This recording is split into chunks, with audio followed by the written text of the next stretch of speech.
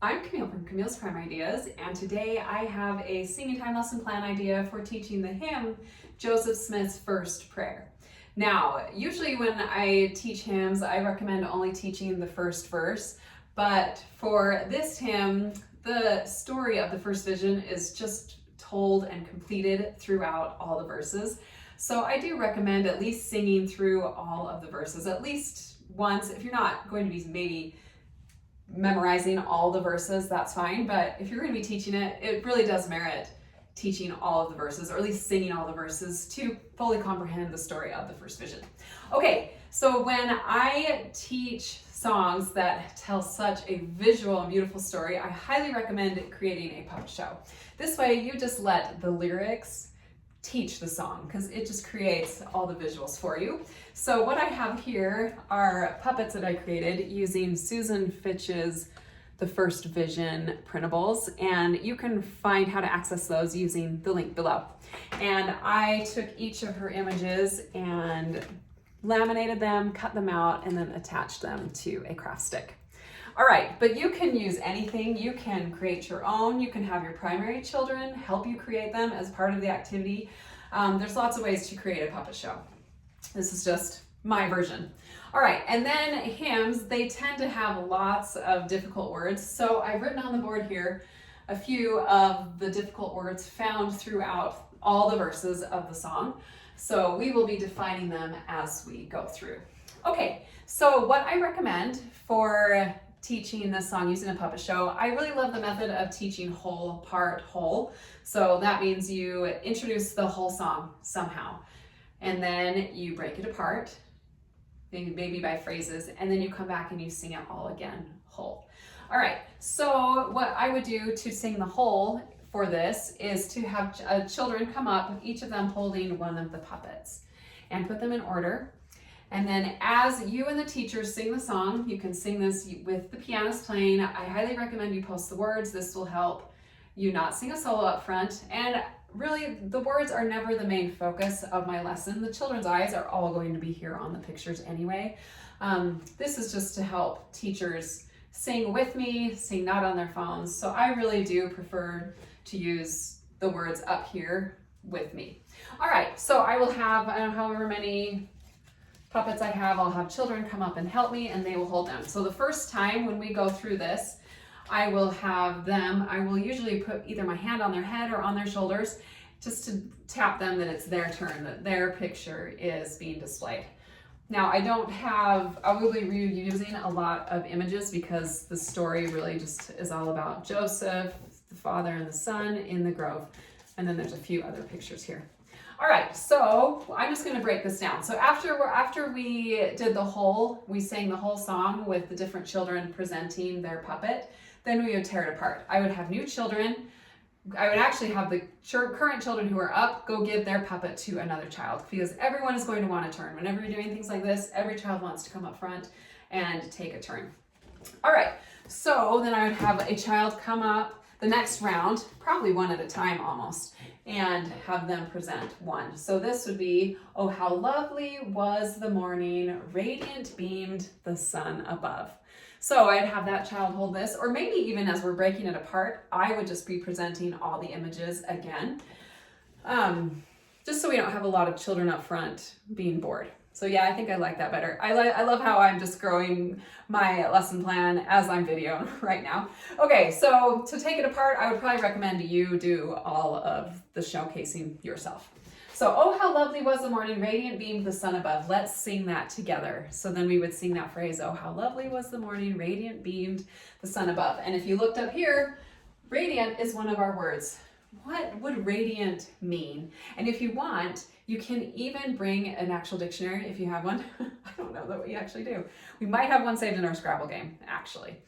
But so radiant, and if you don't want to take the time to look it up, you can just tell them radiant means sending out light, shining, or glowing brightly. I really like that, glowing brightly. So then we would write glowing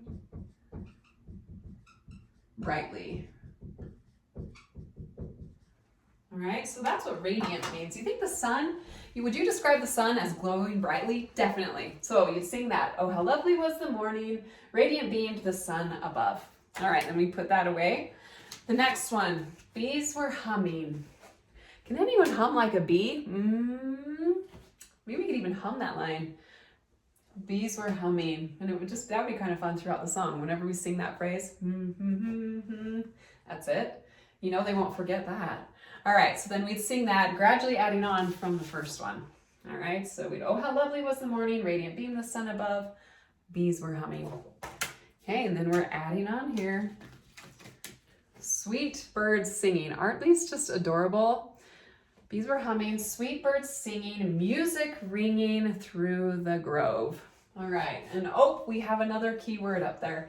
And you know, you could even have children watch for, especially the reading children, any time they hear a word that they see on the board, Sister Hill, there's a word up there, the grove. What is a grove? A small wood, an orchard, or a group of trees? I like group of trees, so let's write group of trees. So we know that Joseph Smith went to a grove or a group of trees to go pray. All right, let's see, let's go on through the grove. When within the shady woodland, that's why I said we'll be coming back to here. When within the shady woodland, Joseph sought the God of love. And then that repeats. When within the shady woodland, Joseph sought the God of love. All right. And did anyone notice? Sought is one of our words. What does sought mean? Anyone? If you're seeking or searching, attempt to find something. What was Joseph wanting to find? Does anyone know which church to join? All right, so then what you can do is, since we finished this verse, have children come up and hold. Oh, how lovely was the morning, radiant beam the sun above. Bees were humming. I say we all hum that little phrase. Sweet birds singing, music ringing through the grove. When within the shady woodland, Joseph sought the God of love. All right, so that's the first verse. Okay, and so we did a whole, right? Kind of whole, the verse, but I think they all fit together. All right, humbly kneeling, sweet appealing, 'twas the boy's first uttered prayer. All right, we got a few words up on the board. Appealing, what does that mean? An expression or tone that wants, someone who wants help. So he's appealing. So let's say someone who wants help. Did Joseph need help? He did. He needed help. He needed to know which church to join. That was really important, a really important question to him. Okay, uttered. What, uttered? We're not talking about a cow udder, right? Because, these are genuine questions because children will associate the word utter with whatever they know. I always thought it was it Book of Mormon stories growing up, I thought it spelled welcome doll, and it's welcomed all. So I always wondered why there was a doll in Book of Mormon stories forever. So until I actually was an adult and read the lyrics, it's welcomed all. Anyway, so stuff like that can really help clarify certain words. So this is not about the cow's udder. To make a sound with one's voice. We know that Joseph prayed aloud to make a sound. All right.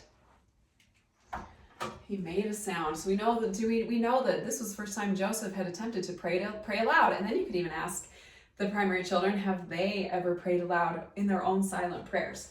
And maybe you can express an experience that you've had when you prayed aloud. All right, when the powers of sin assailing. So this is the next. When the powers of sin assailing filled his soul with deep despair. Oh, we've hit some more words to define. So when the powers of sin assailing. So the definition of this is to make a concerted or violent attack. So a violent attack, wow. Why would Satan want to violently attack Joseph Smith? Well, we know that he was about to embark a whole new work, the restoration, bringing that back to the earth. All right, so when the powers of sin assailing filled his soul with deep despair.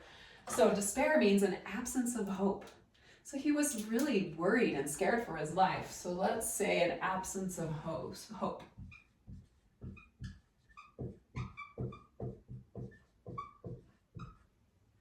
So Joseph Smith was very scared in this moment. He didn't know what was going to happen. All right, so we've got Joseph Smith, but undaunted, still he trusted in his heavenly Father's care.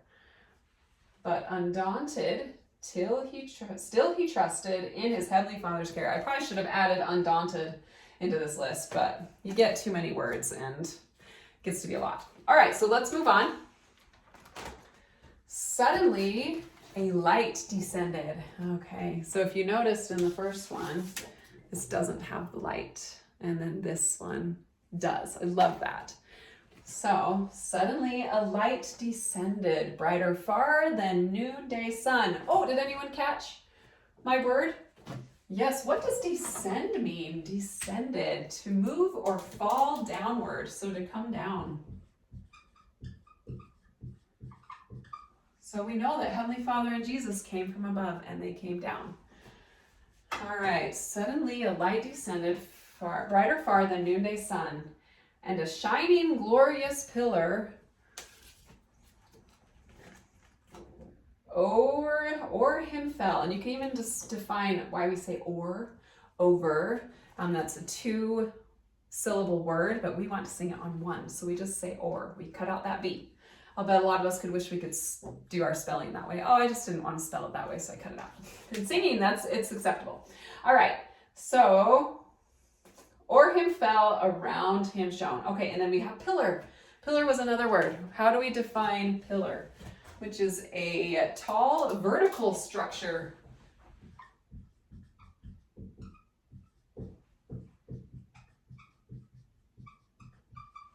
Okay. Anyone's probably seen a lot of pillars. Okay, so o'er him fell, around him shone, while appeared 2 heavenly beings. God the Father, it's hard to do this backwards, and the Son.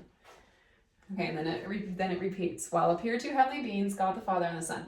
Okay, and then you would go back and do the whole second verse, right? Third verse. Okay, then you would do all of these. Sing it again. Okay, and then we're moving quite along. Like I said, doing all of the verses of the hymns can get quite lengthy, but like I said with this song, you need to do it to tell the whole story of the first vision. Otherwise, with the first verse, you're like, okay, Joseph saw Heavenly Father. What happened then? I mean, the answers all come later in the verses. Okay, so let's do Joseph, this is my beloved. All right, so that's one of our words to define beloved. And that is just to love someone. Dearly loved. Joseph, this is my beloved. Hear him, oh, how sweet the word. All right. And then next we've got Joseph. Joseph's humble prayer was answered as he listened to the Lord. Oh, what rapture filled his bosom, for he saw the living God. So this verse is just all about Joseph Smith communicating with God the Father and his Son. And then, oh, what rapture filled his bosom, for he saw the living God. Now, we've got another word up here, rapture. What does rapture mean? A feeling of intense pleasure or joy. We'll just write joy. It's interesting to note that how Joseph Smith felt when he was in the presence of Satan up here, where he was in despair, absence of hope. And you come down and compare that with rapture when he was speaking with Heavenly Father and Jesus. He had rapture, he had joy, he was so happy. So, and that's how we all want to feel. We want to feel happy. We don't want to feel despair or hope. So who do you think we should follow? So we have joy. Yes, Heavenly Father and Jesus. Okay, and then let's do the last one, bosom. This is kind of an old-fashioned word, but it's just a human chest. So it's your chest. So his heart, he felt Heavenly Father's love for him. All right, so, and then you would just sing that again. With this verse, it's probably mostly just with these 2 characters. And then what you can do is, since you finished, is go back to the beginning and sing it all the way through. And then a lot of the puppets repeat throughout. So then you can just, again, tap children on the head until when it's their turn to showcase their puppet. And then if you have time, you just rotate more children so everyone has come up to showcase a puppet, had lots of turns, and you've sung it and repeated, and they now have a full understanding of the first vision, all set to music, and especially a hard hymn with difficult words that have all been defined. So it's a win-win with this puppet show. And it's tons of visuals, lots of moving parts, lots of engagement, and you have just taught the whole first vision. So then lastly, make sure at the end, I love to bear testimony that you know Joseph Smith saw Heavenly Father and Jesus Christ that day as he knelt in a grove of trees. So I really hope that helps you teach this hymn in singing time this week. I would love to hear how it goes in the comments.